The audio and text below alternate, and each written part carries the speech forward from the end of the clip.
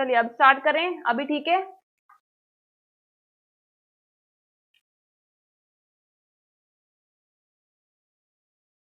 Clear है? हम किस पे थे? फर्स्ट क्वेश्चन पे थे। फर्स्ट ही क्वेश्चन तो करा था। चलिए चलिए बताइए।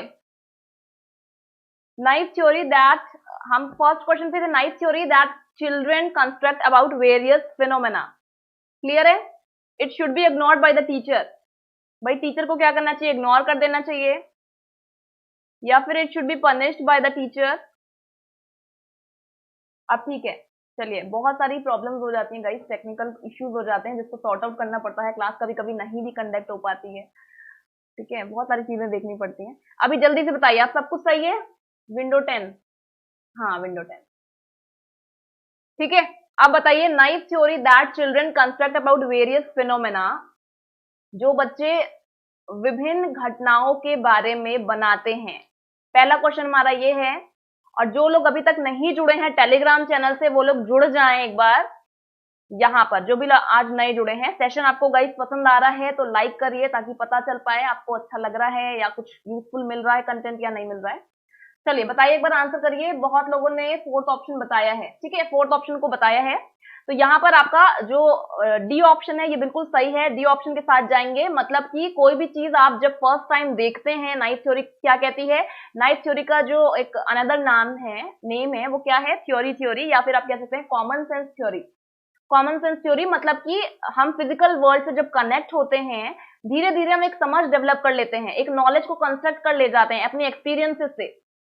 तो यहीं पर जो बच्चे जो है कंस्ट्रक्ट क्या कर रहे हैं, कोई भी चीज देख रहे हैं तो उसको एक तरीके से समझ पा रहे हैं चीजों को, ठीक है, उन चीजों को रिलेट कर पा रहे हैं, एविडेंस देख रहे हैं, काउंटर एविडेंस देख रहे हैं, एग्जाम्पल देख रहे हैं। तो यहाँ पर फोर्थ ऑप्शन आपका बिल्कुल सही है। आगे बढ़ते हैं। आपको नाइस थ्योरी के बारे में पढ़ना है तो आप यहाँ से पढ़ सकते हैं, पीडीएफ आपको शेयर कर दिया जाएगा। इसके अलावा सेकेंड क्वेश्चन गाइस देख सकते हैं आप। The most intense and crucial socialization take place, सबसे गहन और महत्वपूर्ण समाजीकरण। गाइस समाजीकरण क्या होता है? सबसे पहले तो ये पता होना चाहिए। अगर आपको सोशलाइजेशन के बारे में चीजें नहीं क्लियर हैं तो एक चैप्टर भी है प्ले स्टोर में, सॉरी प्ले लिस्ट में, ठीक है, चैनल के प्लेलिस्ट में आप जाएंगे, टॉपिक वाइज सेक्शंस में आपको बहुत सारे चैप्टर्स मिलेंगे। इसमें सोशलाइजेशन का भी चैप्टर है, इससे रिलेटेड थ्योरीज भी कराई गई हैं, आप डिटेल में वहां से पढ़ सकते हैं। इसके अलावा अभी के लिए सोशलाइजेशन का गाइस यही मतलब है कि जब आप सोशलाइज होते हैं, लोगों से मिलते हैं, तो ये सोशलाइजेशन है। अब सोशलाइजेशन आप टीवी के माध्यम से भी ले सकते हैं, मीडिया से कनेक्ट होकर के, फोन से कनेक्ट होके, ठीक है। फैमिली में सोशलाइजेशन होता है, भाई लोगों से मिलते हैं। आप अकेले हैं तो सोशलाइज नहीं हो रहे हैं, लेकिन लोगों से मिल रहे हैं, जहां आप अगले इंसान से, किसी भी व्यक्ति से मिलते हैं, वहां आप सोशलाइज होने लगते हैं। तो जो सबसे ज्यादा इंटेंस या क्रूशियल टाइम है, गहन और महत्वपूर्ण समाजीकरण का समय है, वो कौन सा है? एडोलेसेंस का है, या पूरी जिंदगी हम सोशलाइज होते रहते हैं, पूरी जिंदगी हमारा जो है गहन और महत्वपूर्ण समाजीकरण होता है, या फिर अडल्टहुड में समाजीकरण होता है, या फिर अर्ली चाइल्डहुड में होता है? अर्ली चाइल्डहुड का मतलब 2 to 6 ईयर्स। बी ऑप्शन बताते हैं, थ्रू आउट द लाइफ। देखिए हमारा जो सोशलाइजेशन है थ्रू आउट द लाइफ होता है, बिल्कुल सही बात है, लेकिन जो सबसे ज्यादा इंटेंस है या क्रूशियल है, सबसे ज्यादा जो महत्वपूर्ण है, वो जो है आपका एडोलेसेंस यानी कि किशोर अवस्था में होता है। क्लियर है? वही क्रूशियल सोशलाइजेशन की बात होती है, ठीक है, कि सोशलाइजेशन सबसे ज्यादा क्रूशियल कब होता है? एडोलेसेंस में होता है। वहीं अगर हम लैंग्वेज की बात करें कि सबसे ज्यादा क्रूशियल टाइम लैंग्वेज डेवलपमेंट के लिए क्या है, वो है अर्ली चाइल्डहुड। प्राइमरी जो सोशलाइजेशन है वो किसके साथ होता है? फैमिली के साथ होता है। प्राइमरी सोशलाइजेशन का मीडियम है फैमिली, उसके बाद जो सेकेंडरी है वो आपका स्कूल आता है। क्लियर है? तो ये चीजें थोड़ी ध्यान में रखनी है। इस तरह के क्वेश्चन आते हैं आपके 1 मार्क्स में, सीटेट हो गया, केवीएस हो गया, या आपका आर्मी स्कूल की जो वैकेंसी है, इसमें सभी में वही ऐसे क्वेश्चन आते हैं। आप पढ़ सकते हैं यहाँ पर डिटेल में। एडोलेसेंस क्या है भाई? एक तरीके से ट्रांजिशन पीरियड है। चाइल्डहुड में बच्चा है, चाइल्डहुड से जब अडल्टहुड में जाता है, तो वो जो टाइम है एडोलेसेंस का, ये ट्रांजिशन पीरियड है। तो बहुत सारे चेंजेस होते हैं बॉडी में, फिजिकल एंड साइकोलॉजिकल डेवलपमेंट होता है, चीजें अकर होती हैं, ठीक है। और रैपिड कॉग्निटिव डेवलपमेंट होता है। तो इसीलिए जो ये स्टेज है इसको क्रूशियल बोला गया है सोशलाइजेशन के पर्पज से। चलिए हाँ, विपिन जी ने भाई सही ऑप्शन बताया है, नेहा जी, विपिन जी, दोनों का ऑप्शन सही है। चलिए बताइए भाई, थर्ड क्वेश्चन की अगर बात करें, which of the following is not a type of hearing loss. भाई निम्नलिखित में से कौन सा जो है हियरिंग लॉस नहीं है? Conductive hearing loss, sensory neural, mixed hearing loss या फिर एफेशिया, बोली बंद होना। ठीक है, तो यहाँ पर भाई आप हिंदी में पढ़ सकते हैं, क्लियर हो जाएगा। एफेशिया अगर नहीं पता है तो आपको पता होना चाहिए कि इसका मतलब है कि भाई एकदम से कोई म्यूट हो जाए या एकदम से मुंह बंद हो जाए, उसका कोई ना बोल पाए। तो ये जो आपका मुंह बंद हो रहा है, आप नहीं बोल पा रहे हैं, म्यूटिज्म है, that is aphasia and it is not a type of hearing loss. तो यहाँ पर डी ऑप्शन आपका बिल्कुल सही है। बाकी तीन जो है कहीं ना कहीं हियरिंग लॉस से रिलेटेड है। क्लियर है? ऑप्शन यहाँ पढ़ के समझ में आ रहा है तब तो बहुत ही बढ़िया, नहीं अगर टर्म समझ में आ रहा है तो थोड़ी दिक्कत है। नेक्स्ट क्वेश्चन पे प्रोसीड करेंगे। ये आपके सारे ही प्रीवियस ईयर के क्वेश्चंस हैं, ये एक बार खत्म हो जाएं तो जो भी टॉपिक आपके आए हुए हैं, जैसे कि सोशलाइजेशन है तो उससे हम पढ़ लेंगे अच्छे से। ठीक है, सोशलाइजेशन हो गया आपका, पियाजे की थ्योरी हो गई, लर्निंग लॉज हो गए, थ्योरी हो गई, जो रिपीट हो रहे हैं बार बार उसको थोड़ा और डिटेल में पढ़ सकते हैं, क्योंकि वो टॉपिक मतलब इंपॉर्टेंट है और बार बार पूछे जा रहे हैं हर साल। क्लियर है? नेक्स्ट क्वेश्चन पे अगर बात करें, the best place of social development for a 12 year old child, 12 वर्ष के बच्चे के लिए सामाजिक विकास का सबसे अच्छा स्थान है। भाई 12 साल का बच्चा जो है, इसके लिए सोशलाइजेशन का टाइम सबसे अच्छा कौन सा है? नेबरहुड, फैमिली, प्लेग्राउंड या फिर स्कूल। सोशलाइजेशन जो है सबसे अच्छा कैसे हो सकता है? भाई अच्छे सोशलाइजेशन का क्या मतलब है? बच्चा अच्छे से खुल करके बातचीत कर ले रहा है, इंटरैक्ट हो पा रहा है, एक्सपीरियंसेस शेयर कर रहा है। तो कहाँ करता है? अपने आस पड़ोस में सबसे ज्यादा बच्चा करता है, एक्सप्लोर करता है, फैमिली में एक्सप्लोर करता है, प्लेग्राउंड में करता है या स्कूल में करता है। ठीक है, अगर बात करें भाई नेबरहुड की, तो नेबरहुड कट हो जाएगा, नेबरहुड लिमिटेड है, वहां लिमिटेड ही लोग रहेंगे। ठीक है, बहुत ज्यादा लोग तो नहीं रहेंगे नेबरहुड में, या बच्चे भाई ज्यादा लोग भी अगर रहेंगे, ठीक है, तो वहां बच्चे कितने ज्यादा हो सकते हैं? तो नेबरहुड यहाँ कैंसिल हो जाएगा। फैमिली में भी जरूरी नहीं है भाई, लिमिटेड ही लोग रहेंगे। स्कूल और प्लेग्राउंड की बात करें तो स्कूल में इन दोनों में, अगर भाई इन दोनों में डाउट हो सकता है हमें, सी ऑप्शन और डी ऑप्शन में हमें डाउट हो सकता है, दोनों में से कौन सा होगा। स्कूल में बच्चा थोड़ा कंस्ट्रेन रहता है, उसका सोशलाइजेशन जो है बहुत अच्छे तरीके से नहीं हो सकता है। वहीं अगर प्ले ग्राउंड की बात करें तो यहाँ पर बच्चा खुल के अपना काम करता है, खेलता है, घूमता है, तो साइकिल चलानी है, खेलना है, चिल्लाना है, जो भी करना है हर तरीके से वो पार्टिसिपेट कर सकता है, कोई भी कंस्ट्रेन उसके ऊपर नहीं है। तो यहाँ पर जो बेस्ट प्लेस है सोशल डेवलपमेंट की, दैट इज प्ले ग्राउंड या खेल का मैदान। क्लियर है? आगे बढ़े, चलिए बताइए। स्पेशल एजुकेशन या इंक्लूसिव एजुकेशन की गाइस बात करें तो बहुत ही इंपॉर्टेंट टॉपिक है ये, जैसा कि मैं बता चुकी हूँ आपको। आप AWS का पेपर आपने फिल करा है तो उसके लिए भी ये टॉपिक इंपॉर्टेंट है। स्पेशल एजुकेशन से, इंक्लूसिव एजुकेशन से जरूर क्वेश्चन देखने को मिलेंगे, तो उसको पूरा आप ठीक से पढ़ के जाइएगा। स्पेशल एजुकेशन की अगर बात करें तो यहाँ पर भाई विशेष शिक्षा में किस चीज की बात होती है? भाई स्पेशल एजुकेशन का मेन जो पर्पस है क्या है? समान शिक्षक की जरूरतों को पूरा करना। समान शिक्षक मतलब कि जो जनरल टीचर्स हैं, जो स्पेशल टीचर्स नहीं हैं, भाई सपोज आपने टीचिंग करी, आपने बीएड करा, आप स्पेशल एजुकेटर नहीं है, आपको स्पेशल एजुकेशन कराई जाएगी ताकि जो जनरल टीचर है उनको पता चल पाए कि जो स्पेशल बच्चे हैं उनकी नीड्स क्या है। पहला ऑप्शन ये कह रहा है। या फिर एक कौशल में महारत हासिल करने के लिए अलग अलग विकलांग छात्रों की मदद करता है स्पेशल एजुकेशन। थर्ड ऑप्शन क्या कह रहा है guys? Caters the need of all the students, जितने भी स्टूडेंट्स हैं उनकी जरूरतों को पूरा करने के लिए स्पेशल एजुकेशन का निर्माण करा गया। या फिर फोर्थ ऑप्शन कह रहा है हेल्प डिफरेंटली, भाई एक बेहतर तरीके से अन्य लोगों के साथ संबंध बनाने के लिए विकलांग छात्रों की मदद करता है। Help differently abled students to relate with other in a better वे।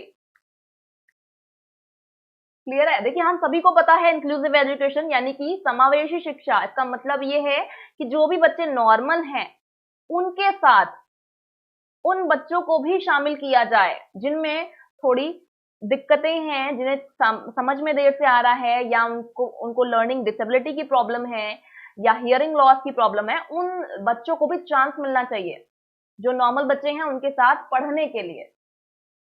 अच्छा, सी या डी लग रहा है, ओके। तो सी या, देखिए स्पेशल एजुकेशन किन के लिए है? बेसिकली जो बच्चे विकलांग हैं या जिनको स्पेशल नीड्स की जरूरत है, जिनकी स्पेशल नीड है, यानी कि अगर मैं बात करूं विजुअली हैंडीकैप, जिन बच्चों को ठीक से दिखाई नहीं दे रहा है, उनको स्पेशल एजुकेशन की जरूरत है।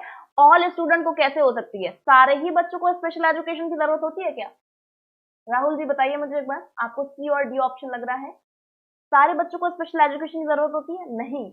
हम लोग क्या करेंगे, ब्रेल लिपि, या जो जो लोग मतलब नॉर्मल हैं, जिन्हें कोई प्रॉब्लम नहीं है, जो कंप्लीटली नॉर्मल है, उन्हें ब्रेल लिपि की तो जरूरत नहीं होगी ना, उनको एक तरीके से लर्निंग डिसेबिलिटी की प्रॉब्लम नहीं है, तो उसकी भी कोई दिक्कत नहीं है। यानी कि जो स्पेशल एजुकेटर है वो उनके लिए होना चाहिए जिन्हें कोई दिक्कत है, जो कोई चैलेंज फेस कर रहे हैं। हाँ मैंने, हाँ समझा ही रहे, एक्सप्लेन ही कर रहे हैं भाई, क्लियर है? तो यहाँ पर आपका पहला ऑप्शन कट जाएगा, जनरल टीचर की नीड्स को फुलफिल करता है, बिल्कुल नहीं। Help differently able student to master a skill, skill को मास्टर करता है, भाई बी ऑप्शन आपका थोड़ा सही है, लेकिन किसी पर्टिकुलर स्किल को मास्टर करता है ये बात नहीं है। सी ऑप्शन तो बिल्कुल गलत है, क्योंकि सारे बच्चों की नीड्स को नहीं फुलफिल करता है। जिन बच्चों को जरूरत है उनको स्पेशल एजुकेशन दी जाती है। हेल्प डिफरेंटली एबल्ड, जो बच्चे डिफरेंटली एबल हैं या किसी और रूप से सक्षम हैं, डिफरेंटली एबल्ड बच्चे हैं, उनको एक तरीके से मदद दी जाती है ताकि वो जो है बेटर वे में चीजों से कनेक्ट हो पाए, रिलेट कर पाए, और जो बाकी बच्चे हैं उनके साथ कनेक्ट हो पाए एक बेहतर तरीके से अन्य लोगों के साथ। भाई बाकी जो बच्चे हैं या बाकी जो लोग हैं सोसाइटी में, उनके साथ एक तरीके से कनेक्ट हो पाए और विकलांग छात्रों की मदद करें। स्पेशल एजुकेशन इसीलिए है, भाई टीचर है, टीचर जो स्पेशल एजुकेटर है वो बच्चों से, भाई स्पेशल एजुकेशन उसको पता है कैसे दी जाएगी, तो बच्चों से अलग तरीके से कनेक्शन कर सकता है, कनेक्ट हो सकता है। क्लियर हो रहा है? बताइए एक बार।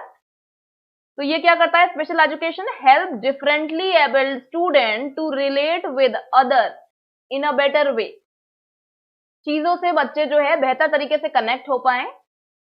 तो ये जो है क्या करता है? डिफरेंटली एबल्ड स्टूडेंट्स को हेल्प करता है बेटर अंडरस्टैंडिंग के लिए। नेक्स्ट क्वेश्चन की अगर बात करें गाइस, 6th क्वेश्चन क्या कह रहा है, and important aspect of motive. Motive की अगर बात करें, उद्देश्यों की बात करें, तो उद्देश्य क्या होता है हमारा, हमारा मोटिव क्या होता है, महत्वपूर्ण पहलू है ये। एक मोटिव क्या है हमारा, हमारी जो मंशा है या हम जो चाहते हैं, जो हमारा मोटिव है, जो हमारा काम है, ठीक है, उसका एक महत्वपूर्ण पहलू क्या हो सकता है? भाई वो हमारा बिहेवियर से निकलता है, हमारे जो बिहेवियर है उससे झलक जाता है कि हमारा इंटेंशन क्या हो सकता है, या दे कैन बी ऑब्जर्व्ड, मतलब हम सीधे से देख सकते हैं। गाइस मैं क्या सीधे से देख सकती हूँ कि आपका मोटिव क्या है, सामने से मुझे दिख सकता है, या मैं आपके बिहेवियर को नोटिस करके देखूंगी कि आपका मोटिव क्या हो सकता है? दे कैन नॉट बी, भाई इसको जो है मोटिव जो भी है आप सामने से नहीं देख सकते, या सभी सही है? क्या बात सही है यहाँ पर? ए ऑप्शन, ठीक है। सपोज करते हैं गाइस, अभी कोई इंसान जो है बार बार ड्रॉर खींच रहा है या चीजें पलट रहा है, ठीक है, तो उसका बिहेवियर बताता है कि वो कुछ ढूंढ रहा है। क्लियर हो रहा है? यानी कि हम बिहेवियर से बता सकते हैं कि मोटिव क्या है। उद्देश्य का एक महत्वपूर्ण पहलू है, क्या पहलू है? कि ये जो है बिहेवियर से निकलता है। यहाँ पर पहला ऑप्शन सही है, इन्फ्लुएंसेस फ्रॉम बिहेवियर। क्लियर है? बहुत ही बढ़िया, तो सभी ने सही बताया है। आगे बढ़ते हैं। Which one of the principle facilitate inclusive education, किस सिद्धांत में समावेशी शिक्षा शामिल है? बताइए। देखिए मैंने बोला था इंक्लूसिव एजुकेशन, स्पेशल एजुकेशन, इस पे क्वेश्चंस आएंगे ही आएंगे। तो ये आपके प्रीवियस ईयर के क्वेश्चंस हैं। देखिए आपको नेक्स्ट क्वेश्चन नेक्स्ट मिल ही गया इंक्लूसिव एजुकेशन पे। तो कौन सा जो प्रिंसिपल है वो फैसिलिटेट, भाई एक तरीके से किस सिद्धांत में समावेशी शिक्षा शामिल है? भाई ये जो आपको ऑप्शंस दिए हैं, किसमें समावेशी शिक्षा शामिल है? Special education, sorry special children if included in normal classroom. भाई यदि समान कक्षा में, समान कक्षा का मतलब क्या है भाई? नॉर्मल जो हम अभी तक पढ़ाई करके आए हैं उसमें भाई सारे ही बच्चे जो है चीजों को समझते हैं, सब नॉर्मल बच्चों के साथ आप पढ़ रहे हैं, कोई हैंडीकैप नहीं था वहां पर बच्चा, या डिफरेंटली एबल्ड बच्चा नहीं था, ठीक है। तो यदि समान कक्षा में शामिल किए गए विशेष बच्चे आगे प्रदर्शन के रूप में पिछड़ जाते हैं, मतलब कि जो भाई नॉर्मल बच्चे हैं वो अच्छा प्रदर्शन कर रहे हैं और जो थोड़े स्पेशल हैं वो थोड़ा पिछड़ जाते हैं, यहाँ पर इंक्लूसिव एजुकेशन है, या फिर छात्रों में व्यक्तिगत अंतर एक समान शिक्षक के लिए बड़ी समस्या है। भाई क्लासरूम में आपके जो भाई एक तरीके से स्टूडेंट्स होते हैं, उन सभी में इंडिविजुअल डिफरेंसेस हैं, और ये डिफरेंसेस होने की वजह से ये एक मेजर प्रॉब्लम है किसी जनरल टीचर के लिए। तो ये क्या हो गया, क्या यहाँ पर प्रिंसिपल है इंक्लूसिव एजुकेशन का, ये प्रिंसिपल है? बिल्कुल भी नहीं। दो ऑप्शन हम कट कर चुके हैं, ठीक है। इंक्लूसिव एजुकेशन का ये पर्पज है कि बच्चे क्लासरूम है उसमें हर तरीके के बच्चे शामिल हों। क्यों शामिल हो? ताकि जो बच्चे जिन्हें ज्यादा जरूरत है उनको हम रिच एटमॉस्फेयर दें, क्योंकि हमें पता है गाइस हम अपने सराउंडिंग से ही चीजों को सीखते हैं। तो जो बच्चा थोड़ा वीक है उसको हम ऐसे बच्चों के साथ अगर बैठाएंगे जो बहुत वीक हैं या वो भी वीक हैं, तो वो बच्चे जो हैं उनकी लर्निंग और स्लो हो जाएगी, तो उनकी लर्निंग तेज हो और वो अपने सराउंडिंग से अच्छा सीखें, इसलिए हम इंक्लूसिव एजुकेशन को प्रमोट करते हैं। तो यहाँ पर क्या है, थर्ड ऑप्शन कह रहा है द व्यू, यानी छात्रों के विचारों को उचित महत्व दिया जाना चाहिए, ये इंक्लूसिव एजुकेशन कहता है, ये इसका प्रिंसिपल है। नेक्स्ट क्या है, चिल्ड्रन विद IQ 80, भाई बच्चे, वो बच्चे जिनका IQ 80 है या उससे ऊपर है, उन्हीं को हम नॉर्मल बच्चों के साथ बैठाएंगे और बेनिफिट प्रदान करेंगे। तो यहाँ पर आपका सी ऑप्शन सही है, यानी जो व्यू है इंक्लूसिव एजुकेशन का प्रिंसिपल ये है कि ये फैसिलिटेट करता है जो भी बच्चे भाई जितने भी बच्चे हैं उन सभी के जो विचार है उनको महत्व दिया जाना चाहिए, उनको एक अपॉर्चुनिटी मिलनी चाहिए कि वो भी नॉर्मल बच्चों के साथ बैठकर पढ़ सकें। आगे बात करते हैं गाइस, 8th क्वेश्चन पे बढ़ते हैं। Which of the following is not a primary societal need necessary for the existence of any society. अगर हम सोसाइटी की बात करें तो इनमें से कौन सा, निम्नलिखित में से कौन सा किसी समाज के अस्तित्व के लिए आवश्यक प्राथमिक सामाजिक आवश्यकता नहीं है? तो अगर हम सोसाइटी की बात करें, सोसाइटी कैसे बनती है?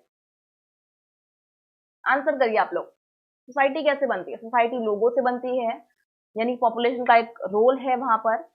सॉलिडेरिटी की अगर बात करें तो एकजुटता होती है सोसाइटी में, सोसाइटी चीजों को फॉलो करती है, नॉर्म्स को फॉलो करती है, सोसाइटी की कुछ वैल्यूज होती हैं, यानी उनमें एकजुटता देखने को मिलती है, उनमें विविधता भी होती है, सभी ऐसा नहीं है कि सारी चीजों को फॉलो करते हैं। तो अलग अलग तरीके के लोग होते हैं सोसाइटी में, अलग अलग चीजें होती हैं, लेकिन उनमें अलग अलग होते हुए भी क्या है, एकजुटता होती है, आबादी होती है। स्पेशलिटी, अगर स्पेशलाइजेशन की बात करें तो जरूरी नहीं है कि किसी चीज में स्पेशलाइजेशन ही हो, उनके ये कंपल्शन नहीं है। तो कौन सा भाई इसमें not a primary societal need, तो ये जो स्पेशलाइजेशन है ये क्या है, कोई प्राइमरी सोसाइटल नीड नहीं है, ठीक है, सोसाइटियल नीड नहीं है, कोई आवश्यकता नहीं है। इसमें क्या बताना है कि कौन सा नहीं है। तो सी ऑप्शन यहाँ सभी बता रहे हैं, सी ऑप्शन बिल्कुल सही है। अब आप बात करते हैं भाई फैमिली की बात करते हैं, फैमिली पे बेस्ड एक क्वेश्चन आया है। Robert and Tania married and live with 3 children. तो रॉबर्ट और तानिया शादीशुदा हैं और 3 बच्चों के साथ रहते हैं। उनका जो फैमिली है एक्सटेंडेड फैमिली कहलाएगा, कम्युनल फैमिली कहलाएगा, फैमिली ऑफ ओरिएंटेशन कहा जाएगा, या न्यूक्लियर फैमिली कहा जाएगा। तो बहुत ही इजी क्वेश्चन है ये, ईवीएस में इस तरह के क्वेश्चन आते हैं। तो न्यूक्लियर फैमिली जहां पर जो भाई मेन इमीडिएट पेरेंट्स हैं वो अपने बच्चों के साथ रहते हैं, ठीक है, ये क्या होती है न्यूक्लियर फैमिली। आपका फर्स्ट ऑप्शन सही है। ईवीएस जब स्टार्ट करेंगे तो इसमें थोड़ा, ईवीएस का मतलब इन्वायरमेंटल साइंस, ठीक है, वो जब हम स्टार्ट करेंगे तो उसको थोड़ा और अच्छे से पढ़ेंगे। अभी हम इंग्लिश और मैथ्स ही लेकर चल रहे हैं, थोड़े दिन बाद ईवीएस स्टार्ट करेंगे, ठीक है। तो इस पे बेस्ड क्वेश्चन इसी तरीके के आएंगे कि भाई कौन सी भाई आपकी एक्सटेंडेड फैमिली है जिसमें पूरी फैमिली रह रही है, जिसमें, और न्यूक्लियर फैमिली जिसमें कि खाली मेन इमीडिएट पेरेंट्स रह रहे हैं। अब थॉर्नडाइक पे बेस्ड एक क्वेश्चन आया है। Thorndike law of readiness emphasises, Thorndike की तत्परता यानी कि जो लर्निंग थ्योरी है एक थॉर्नडाइक ने दिया है, ठीक है, लॉज की बात करी है। तो रेडिनेस का लॉ अगर बात करें थॉर्नडाइक की ठीक है, तो law of readiness, law of effect and law of exercise की हम बात कर चुके हैं। 3 लॉ थे, ठीक है। लॉ ऑफ रेडीनेस यानी कि कोई भी व्यक्ति जो है जब तक रेडी नहीं है तब तक हम उसकी लर्निंग नहीं करा सकते। सपोज गाइज आप मेरे सामने बैठे हैं, ठीक है, आपको कोई चीज नहीं आ सकती जब तक आप कोई चीजों के लिए रेडी नहीं है, आप चीजों को समझना ही नहीं चाहेंगे, तो ऐसा नहीं है कि मैं आपको समझा दूं, ठीक है। आप अगर सुनना नहीं चाहते तो ऐसा नहीं है कि मैं बोलती जाऊं आप सुन लेंगे, नहीं, आपको रेडी होना पड़ेगा पहले चीजों के लिए, फिर आप जो है सुन पाएंगे, समझ पाएंगे। तो लॉ ऑफ रेडीनेस क्या कहता है? रीइंफोर्समेंट के बारे में कहता है, कंसंट्रेशन के या ईगरनेस के बारे में कहता है, या प्रैक्टिस के बारे में कहता है, या इनमें से कोई नहीं। किसके बारे में बात करता है थॉर्नडाइक का law of readiness? That is हमारे पास कंसंट्रेशन होना चाहिए, ईगरनेस होनी चाहिए, आप सुनने के लिए रेडी होने चाहिए, आपके अंदर उत्सुकता होनी चाहिए, ठीक है। दूसरा क्या है भाई, 3 लॉ की बात करी गई है, लॉ ऑफ इफेक्ट की बात करी गई है एंड एक्सरसाइज की बात करी गई है। इफेक्ट की बात क्या होती है कि कोई भी चीज आप जब देखते हैं, आपको अगर अच्छा फील होता है, यानी आप यहाँ पर प्लेटफॉर्म पर आए, पहले दिन जब आपने वीडियो देखा तो आप यहाँ पर आए होंगे, आपको थोड़ा बेटर लगा होगा, अच्छा लगा होगा, समझ में आया होगा, तो आप उसको आगे कंटिन्यू करते हैं, यानी उसका एक इफेक्ट पड़ा आप पे, फिर आपने उसको कंटिन्यू करा। नहीं अगर अच्छा लगता तो दोबारा आप नहीं आते, ठीक है। ये एक आप एग्जाम्पल ले सकते हैं। वहीं अगर एक्सरसाइज की बात करें, कोई भी चीज आपने पढ़ी, पढ़ने के बाद अगर आपको थोड़ा भाई समझ में आ रहा है, आपने कोई चीज पढ़ी, ठीक है, अब वो प्रैक्टिस कर रहे हैं। सपोज कोई डॉक्टर है, कोई डॉक्टर एमबीबीएस कर ले रहा है, उसके बाद जब तक वो उस चीज को प्रैक्टिस नहीं करेगा तब तक वो उसमें और बेहतर नहीं होगा डे बाय डे। वहीं अगर वो प्रैक्टिस अपनी भाई एमबीबीएस की डिग्री लेने के बाद अपना जो है पढ़ाई लिखाई सब कुछ बंद करके अपना जो प्रोफेशन है उसको स्टॉप कर दे, तो उसका डेवलपमेंट आगे नहीं हो पाएगा। यानी कि जो लॉ ऑफ एक्सरसाइज है, दैट इज कोई भी चीज अगर आपने सीखी है तो उसको आपको कंटिन्यूअसली प्रैक्टिस करेंगे तब वो चीज और बेहतर होगी, ठीक है। तो यहाँ पर आपका जो लॉ ऑफ रेडीनेस है वो क्या कहता है, किस चीज पे एम्फेसाइज करता है? Degree of concentration and eagerness, यानी एकाग्रता और उत्सुकता की डिग्री, क्या लेवल है, क्लियर है। जेंडर की बात करें गाइस, जेंडर इज एन, इस तरह के क्वेश्चंस आते हैं। जेंडर इज एन, भाई एक तो जो लिंग है वो क्या है? जैविक इकाई है, शारीरिक निर्माण है, सराय इनेट भाई जन्मजात क्वालिटी है, या फिर एक सोशल कंस्ट्रक्ट है। ये क्वेश्चन कई बार जो भी स्टूडेंट्स पहले से हैं कनेक्टेड वो लोग देख चुके होंगे, कई बार हम डिस्कस कर चुके हैं। ये क्वेश्चन बहुत आता है, एक जेंडर पे बेस्ड क्वेश्चन आता है, एक सेक्स पे बेस्ड आता है। सेक्स इज एन, ठीक है, इस तरीके से क्वेश्चन आता है। तो यहां पर अगर सेक्स की बात आ रही है तो हम बताएंगे कि ये जैविक है, बायोलॉजिकल है। वहीं अगर जेंडर की बात करेंगे तो जेंडर में भाई मेल और फीमेल्स की जो डेफिनेशन या काम सोसाइटी में चीजें डिवाइड हैं, ठीक है। मेल्स के लिए ये काम असाइंड है, फीमेल के लिए ये काम असाइंड है, या जो मेल और फीमेल का चीजें हैं ये सोसाइटी द्वारा बनाई गई हैं, इसलिए हम इसको कहते हैं कि ये सामाजिक निर्माण है, सोशल कंस्ट्रक्ट है। वहीं जो सेक्स है ये भाई एक तरीके से बायोलॉजिकल है, ठीक है, तो ये बायोलॉजिकल एंटिटी है। क्लियर हो रहा है? क्लियर है गाइस? तो इन दोनों क्वेश्चन में कंफ्यूज नहीं होना है, ध्यान रखना है। अगर जेंडर की बात आ रही है तो सोशल कंस्ट्रक्ट आपका सही आंसर होगा। इसके अलावा अगर लिंग की बात हो तो बायोलॉजिकल एंटिटी आपका सेक्स में आएगा, ठीक है। Sex is an biological entity. Clear है? आगे बढ़े।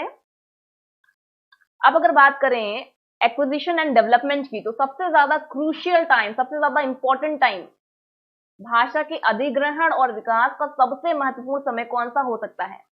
प्रसव का समय, प्रसव से पूर्व का समय। प्रसव से पूर्व का मतलब बच्चा जब गर्भ में आता है तब से लेकर के जब तक बॉर्न होता है उससे पहले का समय प्री नेटल पीरियड कहलाता है, प्रसव पूर्व अवधि कहलाता है। तो यहाँ पर एक्विजिशन एंड डेवलपमेंट या किसी लैंग्वेज की बात हो रही है। लैंग्वेज के बारे में अभी मैंने कुछ टाइम पहले, अभी थोड़ी देर पहले ही मैंने लैंग्वेज के बारे में बताया था कि जो स्टार्ट होती है लैंग्वेज, ये आपका इन्फेंसी स्टेज में होती है, शैशवावस्था में होती है। हाँ बिल्कुल बिल्कुल, हाँ राहुल जी, चलिए आगे के सेशन में क्लियर कर देंगे बहुत अच्छे से। अभी ईवीएस का भी स्टार्ट करने जा रहे हैं, अभी आप इसको छोड़ दीजिए। न्यूक्लियर जो है, न्यूक्लियर एंड एक्सटेंडेड फैमिली, दो इंपॉर्टेंट है अभी, ठीक है, उसको भी हम आगे कर देंगे discuss. The most critical period of acquisition and development of language, prenatal period and early childhood, ठीक है। यहां पर बताइए कोई भी बच्चा जो है साउंड अपने मुंह से कब निकालता है? कब वो निकालता है? इन्फेंसी स्टेज में आपने देखा होगा बच्चे पता नहीं क्या क्या बोलते रहते हैं, ठीक है, अलग अलग ध्वनियां निकालते हैं शैशव अवस्था में, 6 महीने पे, 4 महीने पे, ठीक है। तो यहाँ पर स्टार्ट अगर पूछा जाए कि लैंग्वेज का जो डेवलपमेंट है ये स्टार्ट कब से होता है, तो ये कब से स्टार्ट होता है? इन्फेंसी से। लेकिन जो सबसे ज्यादा महत्वपूर्ण टाइम है डेवलपमेंट का, लैंग्वेज के डेवलपमेंट का, that is early childhood. Clear है? अर्ली चाइल्डहुड का टाइम पीरियड है 2 से 6 वर्ष, ये जो बीच का टाइम होता है that is early childhood. Clear है? Languages, yes. चलिए आगे बढ़े। नेक्स्ट क्वेश्चन क्या है? Ruhi always thinks of multiple solutions to a problem, many of which are original solution. Ruhi is displaying the characteristic of creative thinker। यानी अगर बात करें रूही की, रूही हमेशा एक समस्या के कई समाधानों के बारे में सोचती है। एक समस्या है, कोई भी प्रॉब्लम हमने रूही को दी तो वो समस्या के कई सारे सॉल्यूशन के बारे में सोचती है कि कैसे हम इसको सॉल्व कर सकते हैं, और वो जो सॉल्यूशन ढूंढती है वो ओरिजिनल होते हैं। रूही इज द डिस्प्लेइंग, अब रूही जो है वो किस तरीके से चीजों को प्रदर्शित करती है?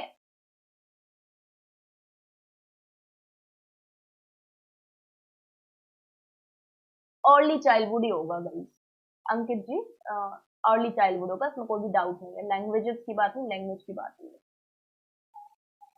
क्लियर है? 13th का ए बताया, बहुत ही बढ़िया। किसने बताया? नेहा जी, विपिन जी, राहुल जी। क्लियर है? तो यहाँ पर एक तरीके से क्रिएटिव थिंकिंग की, भाई क्रिएटिविटी क्या होती है आपके पास? भाई डाइवर्सिव थिंकिंग होती है, डाइवर्जेंट थिंकिंग। एक तरीके से डाइवर्जेंट थिंकर्स जो होते हैं क्रिएटिविटी को शो करते हैं, मतलब कि आप जो है आपके पास मल्टीपल सोल्यूशन होते हैं, डाइवर्सिटी होती है आपकी थिंकिंग में, आप कई सारे सोल्यूशंस के बारे में सोचते हैं। वही creative convergent thinking, sorry convergent thinking की अगर बात करें, एकाग्र, तो आप एक सोल्यूशन की बात करते हैं।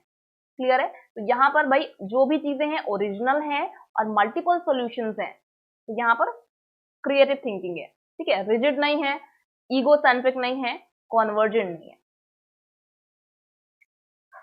चलिए अब 14th क्वेश्चन पे आते हैं। While working on zigzag puzzle, भाई एक जो है पजल की बात हो रही है, पजल को सॉल्व करते टाइम 5 साल की नजमा जो है वो क्या कहती है? अपने आप से बातें करती है, where is the blue piece.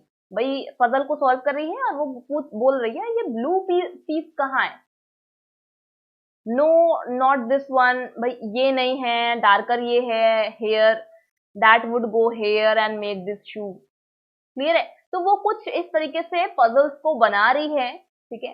कोई भी पजल है उसको, जिगजैग पजल है उसको बना रही है, अब वो कैसा भी हो सकता है, उसको इमेजिन नहीं कर सकते। तो भाई ये जो बातचीत कर रही है इसके बारे में बोला जा रहा है कि ये क्या प्राइवेट स्पीच है, ये टॉक अलाउड है, स्कैफोल्डिंग है, या ईगो सेंट्रिक स्पीच है? ये जो क्वेश्चन है ये बेसिकली किस चीज से रिलेटेड है आपका? अगर आपने थ्योरी पियाजे की पढ़ी है, वाइगॉट्स्की की पढ़ी है, तो ये क्वेश्चन आप तुरंत कर लेंगे फटाफट। क्लियर है? तो पियाजे ने किसकी बात करी है? ईगो सेंट्रिक स्पीच की बात करी है। वहीं प्राइवेट स्पीच की बात किसने करी है? वाइगॉट्स्की ने करी है। ठीक है? बच्चे जो स्वयं से बातें करते हैं उसको वाइगॉट्स्की ने बताया है प्राइवेट स्पीच। बच्चे खुद से बातें करते हैं, अपने एक्शंस को गाइड करते हैं, और इसी को वाइगॉट्स्की ने प्राइवेट स्पीच का नाम दिया है। क्लियर है? चलिए आगे बढ़े। स्कैफोल्डिंग हम डिस्कस कर चुके हैं, एक इंपॉर्टेंट टर्म है। एक तरीके से कोई भी जो एडल्ट है या मोर नॉलेजेबल अदर है, कोई भी जैसे मान लीजिए फादर है, फादर अपने बच्चे को साइकिल सिखा रहा है, तो फादर यहाँ पर स्कैफोल्डिंग प्रोवाइड कर रहा है, सीढ़ी प्रोवाइड कर रहा है, किसको? अपने बच्चे को, जिसको वो साइकिल सिखा रहा है। यानी कोई भी मोर नॉलेजेबल है, कोई भी मोर नॉलेजेबल पर्सन है, मोर नॉलेजेबल अदर जो है, भाई वाइगॉट्स्की ने ऐसे व्यक्ति को, जो इंसान सिखा रहा है किसी को, ठीक है, उसको मोर नॉलेजेबल अदर बताया है। और जो व्यक्ति सीख रहा है, ठीक है, उसको मिल रही है स्कैफोल्डिंग। स्कैफोल्डिंग तब तक मिलती है जब तक कोई इंसान सीख नहीं जाता वो चीज। जैसे फादर अपने बच्चे को साइकिल सिखा रहा है, तो फादर क्या है? MKO, यानी मोर नॉलेजेबल अदर है। अब बच्चे को स्कैफोल्डिंग प्रोवाइड कर रहा है, यानी कि हेल्प प्रोवाइड कर रहा है, यानी कि सीढ़ी प्रोवाइड कर रहा है, ताकि वो सीखे, चढ़ चढ़ के सीखे। ठीक है? इसको हिंदी में मचान कहते हैं। तो स्कैफोल्डिंग का मतलब आप बस इतना समझ लीजिए कि कोई हेल्प प्रोवाइड कर रहा है, गाइडेंस, गाइड कर रहा है।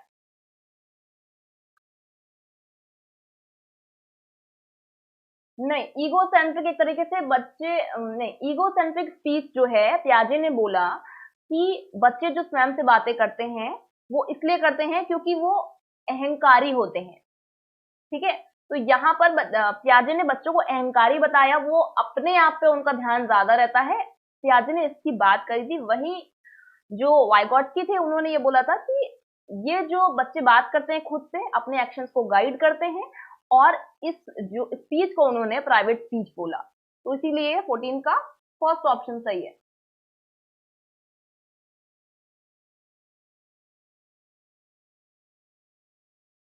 चलिए राहुल जी, मैं इसका आंसर आपको दूंगी।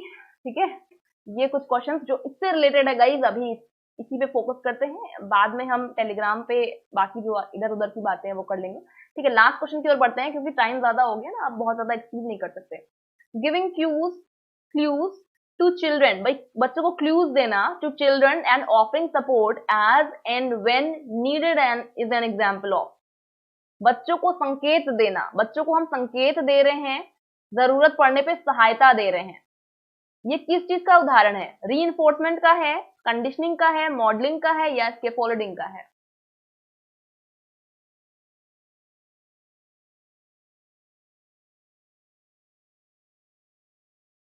हाँ बताइए, टॉपिक से रिलेटेड ही बात हो रही है, इधर उधर की बातें नहीं हो रही है, बताइए।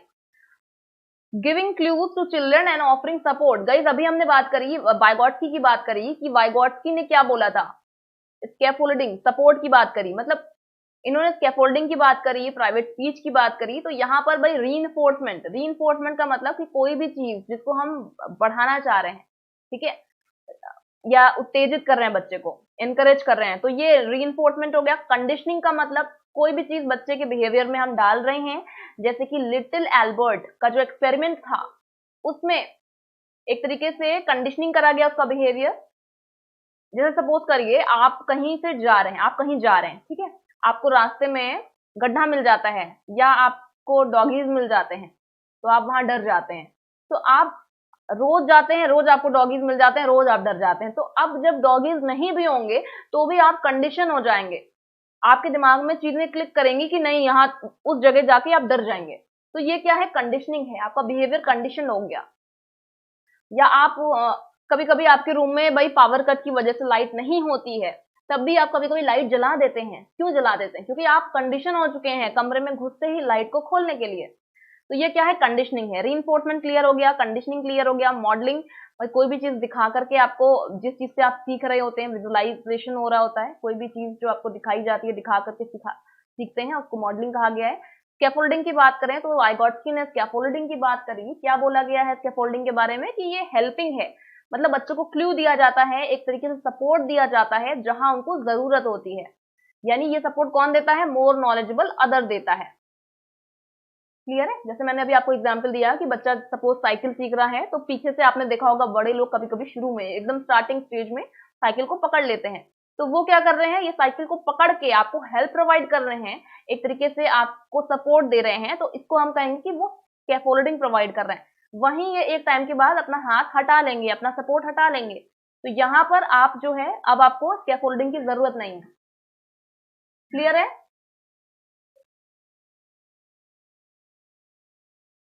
मैंने कल रात में ही लगा दिया था गाइस। चलिए विपिन जी, मैं आपसे टेलीग्राम पे बात करती हूँ। गाइस आज के लिए सिर्फ इतना ही है, और यहाँ पर फोर्थ ऑप्शन सही है, ठीक है, स्कैफोल्डिंग, मचान, ठीक है। तो इस तरीके के क्वेश्चंस आ सकते हैं। अब चैप्टर वाइज भी हम एक दो दिन में स्टार्ट कर रहे हैं। जिनको और टॉपिक्स में भी प्रॉब्लम है वो टॉपिक पोस्ट कर दें टेलीग्राम पे, तो उसको हम पहले करा देंगे क्योंकि एग्जाम नजदीक है आपका, ठीक है। कोई टॉपिक जो नहीं समझ में आ रहा है उसको हम थोड़ा पहले भी करा देंगे, अगर आपको लग रहा है कि डाउट है, क्लियर नहीं है।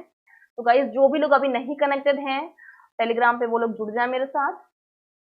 आज के लिए सिर्फ इतना ही है। जो लोग AWS की प्रिपरेशन कर रहे हैं और उनको लग रहा है कि ये टॉपिक हमारा कमजोर है, नहीं आ रहा है, तो आप टेलीग्राम पे मैसेज करिए, वो टॉपिक हम थोड़ा पहले करा देंगे। इसके अलावा जो प्रैक्टिस क्वेश्चंस हैं वो आप डेली अटेंड करने की कोशिश करिए गाइस।